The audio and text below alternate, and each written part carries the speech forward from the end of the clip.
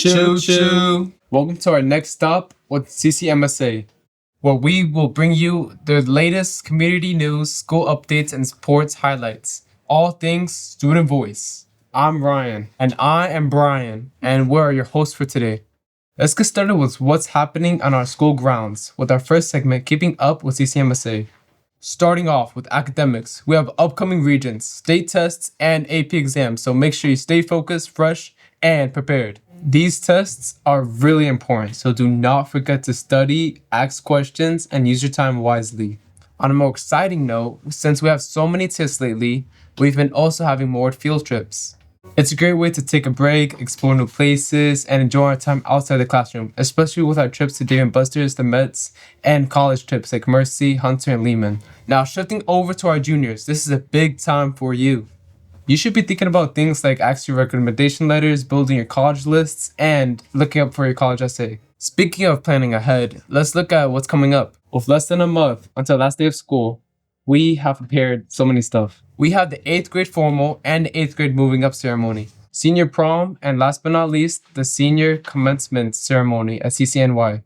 Finally, after weeks of anticipation and tough campaigning, we have the results for our school election for president and vice president. Let's congratulate Isham and Daniel for winning president and vice president. Next stop is Mic'd Up, where we'll hear all about the student elections. Let's go back and take a look at the election results. How do you feel about his win? I feel like he doesn't deserve it, but it is what it is, you know? Did you expect this loss? Yes, heavily. What made you vote this candidate? No, I didn't vote him. I voted Jacob. How do you feel about this loss? I feel like Jacob, he didn't prepare well enough. And I feel like there's some, he went to who deserves it. Yes, okay. What do you hope to change in the future? I hope that next year, Jacob, he learns from this, and maybe he'll have a better chance at winning the next year. Did you expect this win? Yes! Why? Because of this song. How do you feel about this win? Amazing! What do you hope to change in the future? More trips, school bathrooms, and everything. Okay. Did you expect this win? Of course I did. Why? I was always confident in Isham. I like the things he said, the things he's gonna bring to the school. Yes. And yeah, I was always confident in him. Okay. What made you vote for this candidate? His campaign, he said a lot of stuff. Like he's gonna change the bathrooms. Yeah. You know the boys' bathroom. You know how it is. Yeah. It's pretty bad. It does, and like that's one thing I really needed, and like I really liked from his campaign. That he's gonna change the bathrooms. That he's for us. He's not doing this just for the table. He's doing it for us, the students. Yeah. That's why I really like. That's why I chose him. How do you feel about this win? I'm excited. I'm happy. Yes. I'm excited what he's gonna do for the school, for us 11th graders, high schoolers, freshmen, you know, even middle schoolers. Even middle schoolers. What do you hope to change in the future? I would like, whatever he deems good, Yes. I'm gonna be behind his choice. Wow. Nicely said. Thank you so much. Did you expect this win? No, I voted for Jacob. I was expecting him to win. Yeah. How did you expect this loss? I expected it like Isham was lose because Jacob was promising all these good things. He was saying bathrooms are gonna be improved and all these things. Yeah. What made you vote for this candidate? What made me vote for Jacob? All of his promises, like I said. He said the bathrooms are gonna be better. Who did you vote for? Jacob. I voted for Jacob. Okay. Why did you vote for Jacob? Because like That's my man. Listen, that's my man, and like Jacob is just better overall. Isham is an introvert, gang. Only 11th graders know him. Period. Alright. Did you expect this loss? Yes, heavily. At the end, yes, because like everybody started clapping for him when he was doing a speech, and when he didn't, like nobody clapped. Okay. Aside though. Aside though. Why did you vote for Jacob? Because it's Jacob, gang. Just look at him. He's just like man energetic and stuff. Like he knows what he's doing. Okay. How did you feel about this loss? Wow. I was overwhelmed because like I really wanted Jacob to win, but so that at the end of the day, he's the president. Isham's the president. What can we do? How do you guys feel about this win? Well, I feel ecstatic because, you know, it not only was it very heartwarming and wholesome that everyone supported me in this time, but like I'm able to change the school now for the better and like make things better for all of them. So that's the great. How about you, Daniel? I'm alright. That's good. All right. Why do you feel you had such an advantage for winning this election? Because I mean, like we knew a lot of people in general. We had a lot of ideas. Yes. Our opponents didn't like really have a lot of them, so we were able to use that to our advantage. That's good. Okay. Why did you decide to run for president? Well, I actually made like the student government, like everything about it, including the roles, like president. I'm like, hey, this is gonna work really good for colleges. He's gonna be able to help me, help the school, help all the students. So I was like, I gotta go for it, especially because seniors can't run for Yes. president. And what are your plans for the school in the future? My plans, better bathrooms, second spirit week, more clubs, wider social media outreach. Unrealistically, something has to go, like, something has to change with the school. Yes. Okay, thank you so much. And congratulations, okay? Congratulations. I'm Chris Javier, the student life columnist, and in this beautiful newspaper, I wrote about the SATs, and I'm honestly super happy that Isham won for president. I did vote for Isham. Isham did have my vote, and we're just gonna see from now. We have the newspapers, we got a new president, so let's see how our school goes up from now. Thank you. Next up is Beyond Our Walls, where we'll explore our neighborhood and here's some upcoming events to check out nearby. Spring opportunities sets in motion as weather drops, introducing more newer events that are opening to the citizens of our neighborhood. April is feeling historical, so the Dyckman Farmhouse Museum will be offering free guided tours every Friday and Saturday until the June. Registration is on their website and no cost more than $3, guided by amazing museum educators who teach participants about those who shaped our neighborhood. Experience a conversation right at the window so friends of Inwood Hyde Park decide to hold an event from 10 a.m. to 12 p.m.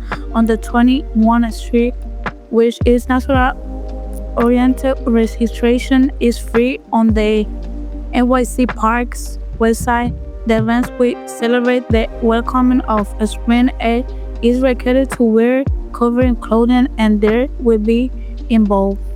If getting your clothes or yourself dirty is not your way of having fun, then creation, writing, and workshops are also fun. That's why Uptown Stories is hosting a new semester of creative writing workshops for kids 7 to 18 in the Heights. The cost of the workshops are pay what you can with a suggested tuition of $25, and it's very fun and enjoyable.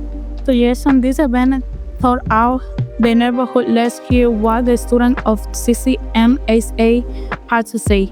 How do you know about upcoming events in the neighborhood? I usually know about upcoming events in the neighborhood because it's usually posted in Dyckman Diaries on Instagram. Interesting. Have you ever been to one of these events before? I have not been in one of these events before, not at all. I'm not interested. I don't want to be. Is there a particular reason for not like participating in any of these events? I think it's because it's just not something that I would do personally as me. No. Yeah. What would you like mostly about these events if you were to go? What would you want to do? I would want to be with the people, like in my community, you know. What were the activities would you like to do? Like what do you find fun? Like, would you find like, for example, like playing sports or like playing something? Like outside activities, you know.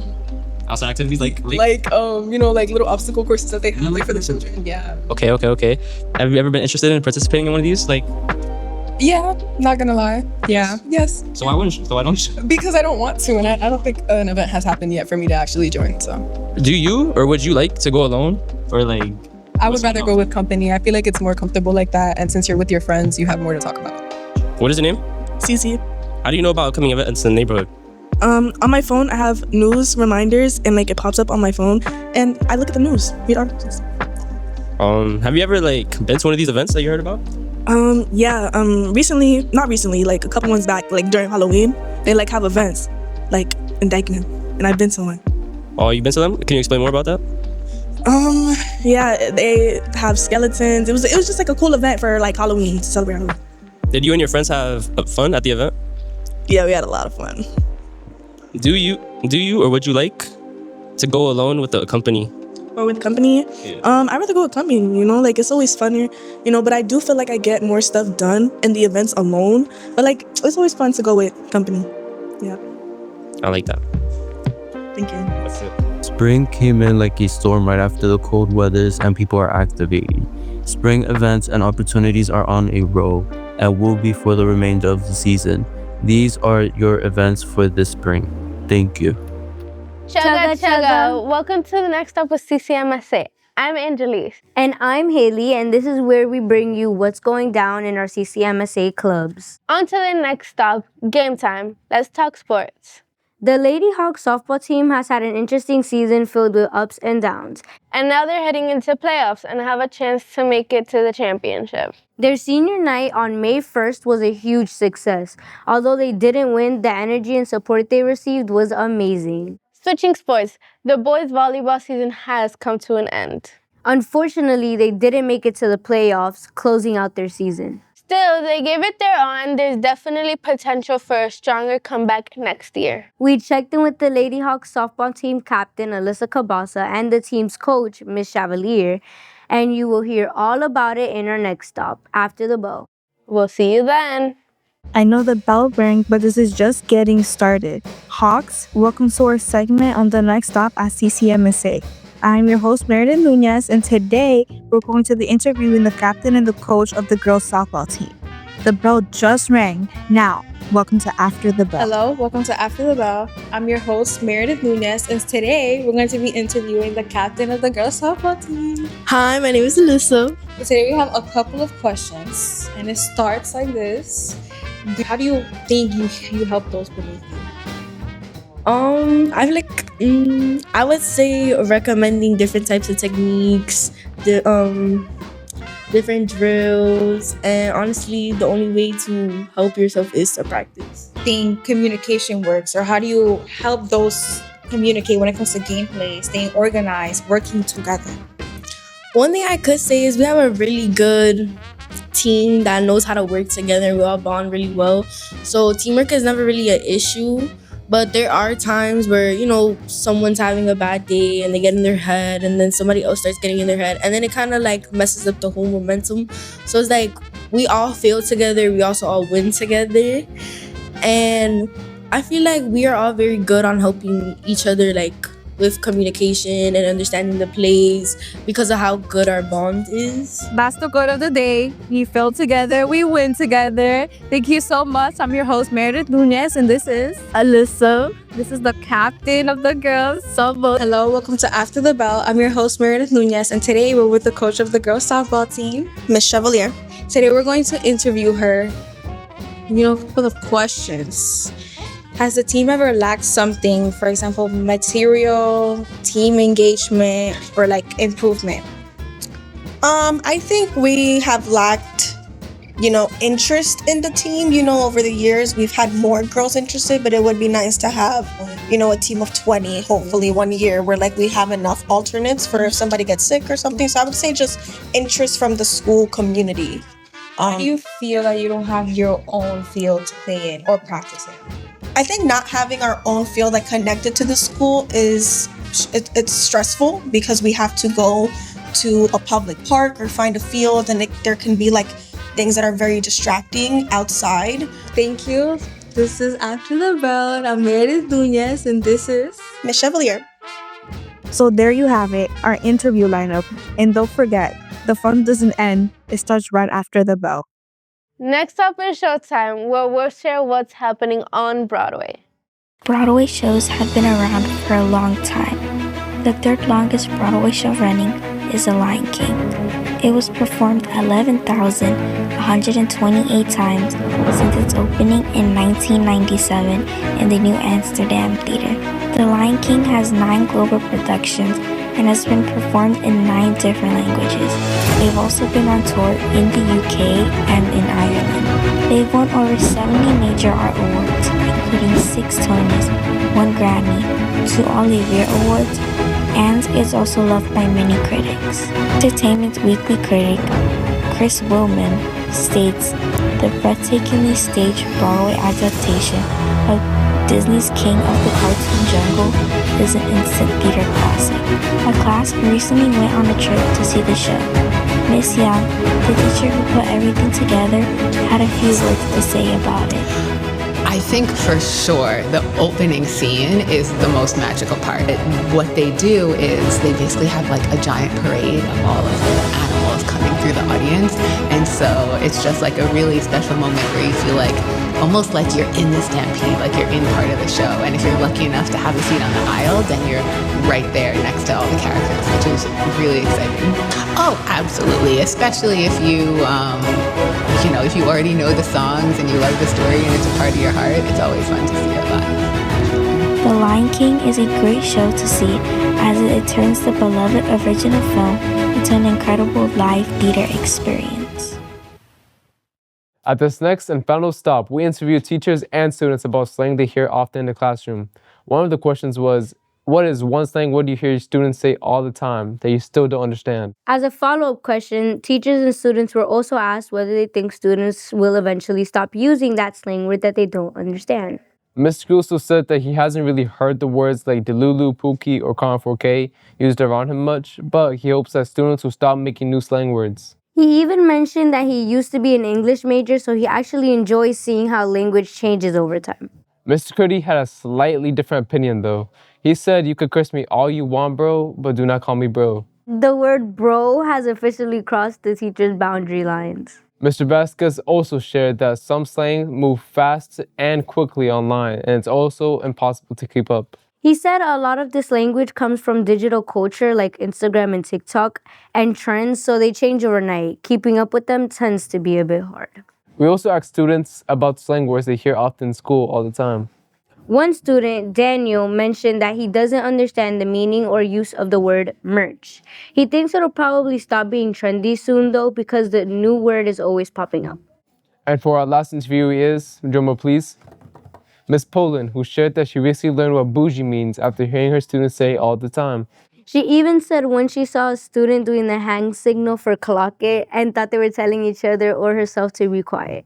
After learning the real meaning, let's just say it all made a lot more sense. So whether it's bougie, Delulu, or Con 4K, one thing is clear, slang is always changing. And teachers are just trying their best to keep up. That's all for now. See you at the next episode of The Next Stop with CCMSA.